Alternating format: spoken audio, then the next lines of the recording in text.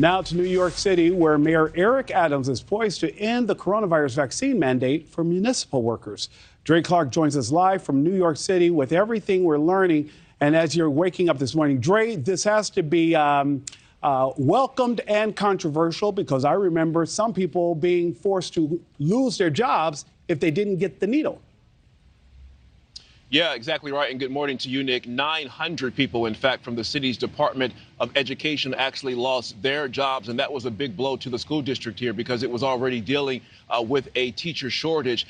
But as of this Friday, the city is making getting the COVID vaccine an option. So that means many of those teachers could very well be back in the classroom sooner than later. The initial vaccine mandate was implemented by former Mayor Bill de Blasio in 2021. A total of 1,780 city employees were fired because they did not provide proof they were fully vaccinated. As for why the city is now changing the policy, current Mayor Eric Adams said this in a statement: with more than 96% of city workers and more than 80% of New Yorkers having received their primary COVID-19 series and more tools readily available to keep us healthy, this is the right moment for this decision. Now, police officers and firefighters who lost their jobs protested in March in the streets. The police union launched lawsuits to block the terminations. And last September, a New York State Supreme Court judge agreed they should not lose their jobs. The city appealed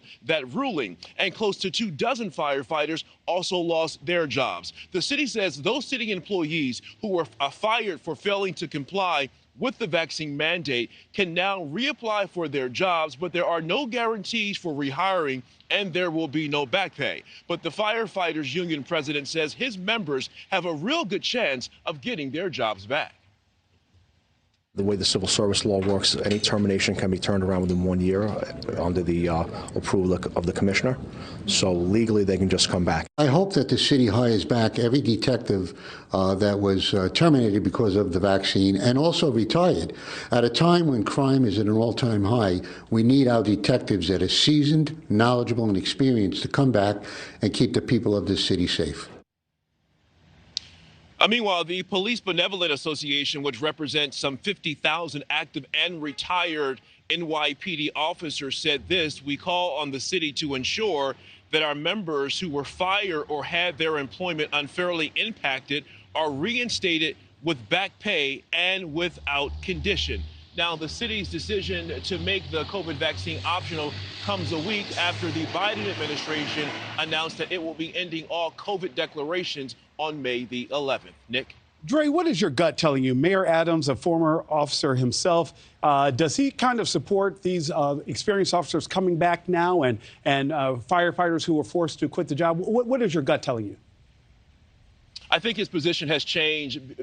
Compared to last year, he was very adamant that these officers and firefighters had to follow the letter of the law, but he is a former police officer. And if the law now says those officers can return to the job, certainly he is going to be in favor of that. He is a former police officer, but he wants to make sure that the law applies to everyone and not just certain individuals. So I get the sense that the mayor will be behind this measure to allow these police officers, firefighters, and these educators to get back in the classroom, because the reality is New York City is still dealing with the teacher shortage, so they need as many educators as they can get. Wow, Dre Clark, thank you for that. Dre Clark reporting for us live this morning from New York. Thanks for watching. Go to newsnationnow.com to find NewsNation in your cable lineup. And don't forget to click the red subscribe button below to get more of NewsNation's fact-based, unbiased coverage.